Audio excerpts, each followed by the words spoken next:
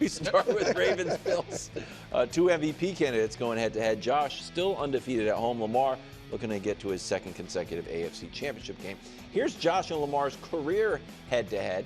2 wins apiece, but because Josh laid such an egg in Baltimore during the regular season, all of the real accounting stats, most I should say, favor Lamar. I don't think those stats really favor either guy. Well, I mean, they're not. I'm saying heated battle. They're not good for both guys. It's way Lamar below being there. total 200 total Lamar's yards. got him slightly. Yeah. Brew, who's under more pressure in this game, Lamar or Josh? It's Lamar. It's Lamar. I said last week that Josh, if he gets past Denver, in my view, he's playing with house money. I don't think Nick agrees with that, but he's not even favored in his own building. True. I've talked about it. 9 Pro Bowlers on the other side, Baltimore, 2 in Buffalo, including, of course, Josh Allen. So, look, most people didn't think they were a contender. Some smart people didn't even think they'd make the playoffs. Smart people? Well, they don't look smart now, but I mean, they were viewed as taking a step back because they gave up a lot of stars. Not just Steph Diggs. I mean, he obviously is gone. But they lost a lot of guys on the defense. Yeah, so I think Josh is playing with house money. And that's really been the narrative that might get him the MVP award is that he's doing it all by himself, so to speak. Lamar, on the other hand, 2-time MVP, the only 2-time MVP or multiple-time MVP not to win a Super Bowl or an NFL championship before the Super Bowl, Jim Brown, Johnny Unitas. It's looking now like he's going to become a 3-time MVP, and he will be the first 3-time MVP or more MVPs to win the 3rd MVP before winning the Super Bowl. And if he doesn't win it this year, the better he plays in the regular season, the more people are going to really critique his playoff lack of success. That's what happened to Harden. Yeah, Harden, it's fair. It all of a sudden became with Harden that averaging 35 a game was almost a negative. Yep. I know that sounds ridiculous, but it was because you don't do it in a bigger if Judge next year hits 60 home runs. Right. Again, we're going to talk about what he didn't do against the Dodgers. Exactly. If Lamar goes out this weekend and plays poorly, that would be I think if he plays well and they lose a shootout, that's fine. It'll still be the pressure for him to win the Super Bowl at some point. But if he plays poorly and then next year, say had a same type of year as this year, it's going to be a lot of naysayers about, he was great, but what's he going to do in the playoffs? So here's the thing, and everything Bruce said is true. But if Josh loses, folks are going to go with a much finer tooth comb over his playoff resume. Wow. So you think it's Josh? I actually think we're in a weird spot. Man, the media is going to come for somebody. Let's just say the favorites, every other game's a touchdown favorite or bigger. Let's just say all the favorites win. Chiefs win. Nobody's killing the Texans. There's nobody killing the Texans for that. That's right. Lions win. People are like, Jaden, maybe not that good. No, definitely not going to happen. The Eagles win. People are like, Stafford McVay, not that good. No, they're all on the road, huge dogs. So now if one of the big favorites loses, people will come for Goff's tiny hands or whatever it is. I'm not sure. But this game, the loser of this game, unless it is a 2021 Chiefs-Bills type of game where it's just both guys play A-plus games, is going to get cooked. And Brew laid out the story against Lamar, what it would be. Right. The story against Josh would be, you're an amazing wild card round quarterback, but you've now in the last 5 years in the AFC Championship game once and 4 times in the divisional round, 3 times at home, have played a peer in the playoffs. Patrick 3 times, Joe Burrow once, Lamar once, and you're 0 for 5. Yeah, I buy that. And one of the reasons I have such an allergy over people, and it doesn't happen on this show, but I see it all the time, about people trying to put anyone in Mahomes' even general vicinity, is Mahomes every quarterback, active quarterback that matters, that Mahomes has had an opportunity to, he's beaten. He's ended every quarterback that matters in the AFC, he's ended their season at some point in his career, from the big three of Lamar, Josh, Joe, to the next group down of Tua, Trevor when he was on the come up, Stroud, we'll see, Baker when he was still in the conference. He's beaten Jalen, beaten Purdy, beat Andrew Luck when he was around in his first playoff game ever.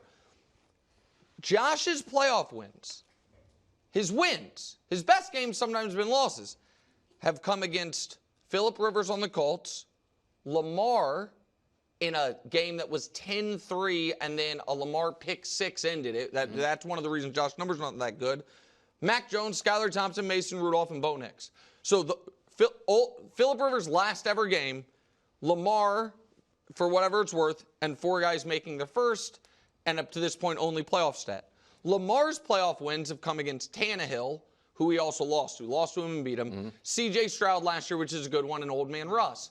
So those guys, it's also why Burrow is held in such high regard, because Burrow's beaten Patrick and he's beaten Josh.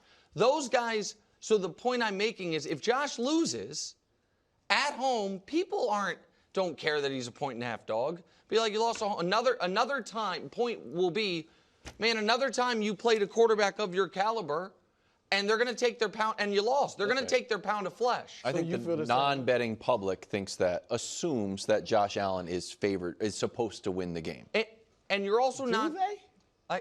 You don't think so? I think most people say the home team should win. Most people probably look at the game as a coin flip. Like my dad is like, oh yeah, the home team should win. To me, it feels like the casual fan thinks Lamar had a better season. You think? Oh, yeah, because the numbers right. are way better, and he looks like he might win MVP anyway. But yeah, I think the casual fan feels like Lamar, and he's got Derrick Henry. So I think that's right. Josh doesn't have anything like that. I also think that, and again, I think my questions about Lamar in the playoffs are well documented. And if he plays poorly and loses, it's a whole different discussion that we will re-enter. And I obviously think I think they're both great players, but I don't have as many questions about Josh in the playoffs. But losing in the same round 4 years in a row is also a rarity. We can show it to you. Obviously, a different Bill did it, Jim Kelly. This would, Andy Dalton, it was held against him forever. This would be 5 years in a row. I'm sorry, no. This would be the 4th year if he loses, pardon me, because he lost the Chiefs AFC title game. So it's kind of a weird spot where the joke I was making about round 1 of the playoffs, an overmatched team goes to Buffalo and gets their teeth kicked in, being the high watermark of the Bills' season for a half decade, is something. And 3 straight home playoff losses is another one that would be a tough pill to swallow. Well, yeah, for the Bills. the loss that to me kills him is the Burrow loss, the Cincinnati loss. Because they got blown out? That was at home, yeah, and it just. They were supposed to win that game. That was their year. All right, that game starts 6:30 on Sunday. Meanwhile, the Texans are going to be at Arrowhead on Saturday. Mahomes and Kelsey haven't played since Christmas. Kelsey quoted a famous pop star telling Pat McAfee he's feeling 22. Is that a Taylor Swift song? Not familiar. Mahomes expecting definitely don't go to Kansas. A vintage performance from Kelsey. Expecting an offensive explosion from Kansas City. For the first half. For the first half? Yeah, I don't think the games start the weekend after, so I think that they will show as little as they can, but I think that you are going to see a Chiefs offense that looks even better than it closed the season looking, which, by the way, it does warrant mentioning that while every other quarterback will make excuses for Mahomes, who doesn't need any excuses, we will just ignore obvious evidence on. They built a team assuming that their major wide receiver acquisition of the summer was going to kind of be not the focal point, but one of the keys to the offense. And the guy broke his collarbone pre-season. And then the moment he got back and he played Patrick Mahomes, it's like, oh, yeah, there was vintage Mahomes. And it's not even because we can show you the numbers with Hollywood Brown, but it's not because Hollywood Brown was great. It was because everything else pivoted off of that player being on the field. What are those numbers? Those are against 2 playoff teams, against a Houston defense that I'm now told is just, the steel curtain all of a sudden, and a Steelers team that obviously was falling apart, but defense what they leaned on. And I also think that Travis, listen, 350 yards and 3 touchdowns in this playoff run, and Travis has every single non-quarterback offensive playoff record. He had three touchdowns the last time they played the Texans in the playoffs, which was the start of the dynastic run. So how many games did he play this year? He played 16, right? He played 16 games. He had 3 touchdowns. So now you're going to say 3 in 3 games? Well, he hasn't had a single playoffs in the last 5 years with fewer than 3 touchdowns. And so he's had 3 or 4. The last time he played the Texans in the playoffs, he had 3 touchdowns in that game. I don't think that's going to happen, but I do think nobody Brew is going to look better with the month off than Travis. And so, yeah, I think the Chiefs, I bet the Chiefs have 20 points at the half. Wow. And then, you know what I mean? Maybe they end at 27, and you can still hang your stupid 31-point stat out there. But I think that they're going to look great early. I don't expect an offensive explosion because I don't think they'll need it. The Chiefs will do what they need to do to win. And I'm not predicting a nail-biter. I think they win by 10, 14 points, something like that, comfortably. But last year, and I know they didn't have Hollywood Brown last year. They didn't have Xavier Worthy last year, so they have better receivers. They did have Rashee Rice, who was coming on strong. Right. Yeah. But last year, the reason I'm, as somebody that picked the Ravens to win the Super Bowl, the reason I'm so afraid of the Chiefs is because of what they did last year, how they turned it on. But even though they turned it on from that bad regular season, it wasn't like they lit up the scoreboard. They averaged 21 points in the regular season, 23 in the postseason. They just did what they had to do to win. So, look, if Houston were to go out there and put up 27 points, then I think the Chiefs would put up 35 or something like that.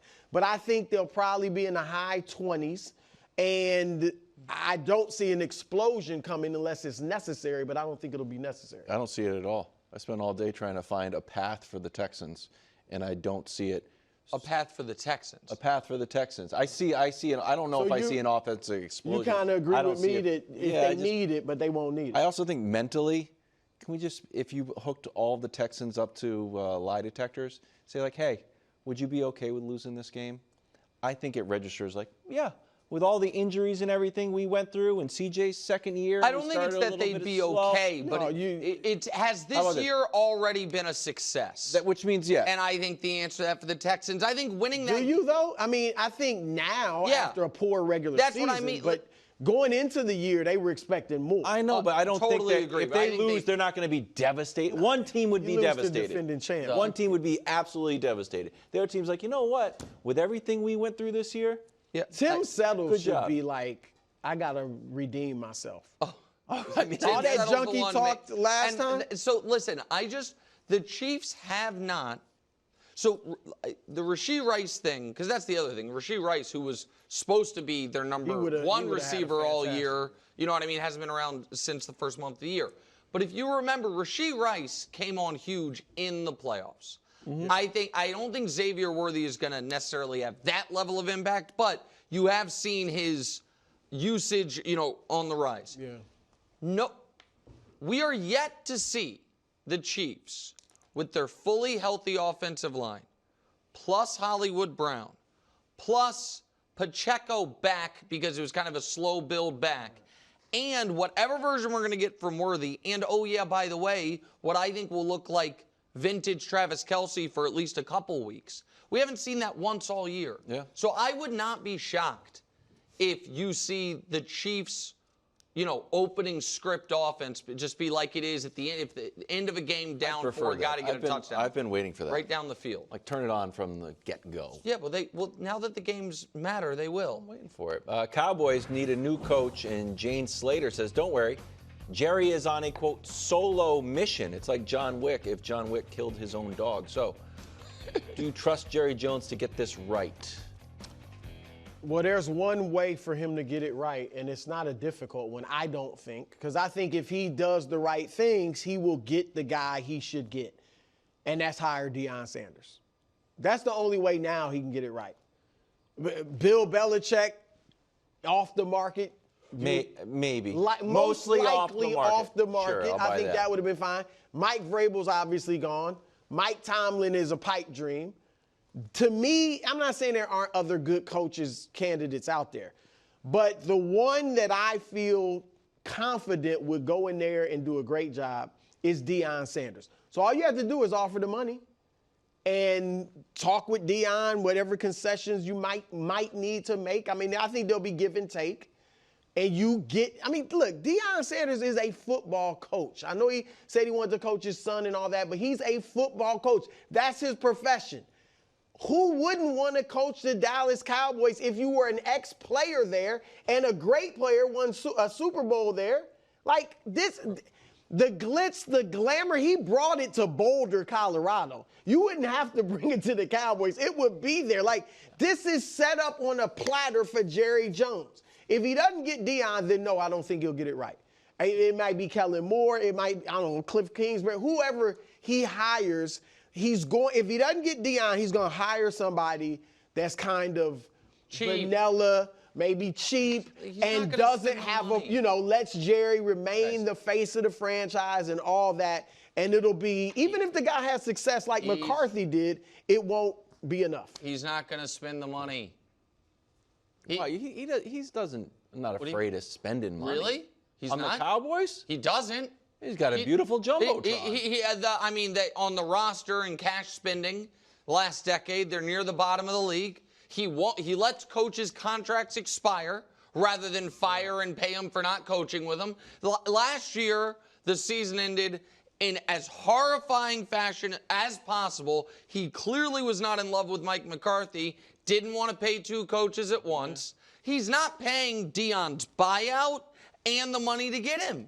Listen, if I'm wrong, I think it'll be very fascinating and interesting. So I sometimes say this, but I'm usually lying when I say I hope I'm wrong. I actually do hope I'm wrong about this because it is such good for the content business. Yeah. But I think this whole thing is, they interviewed Robert Saleh today.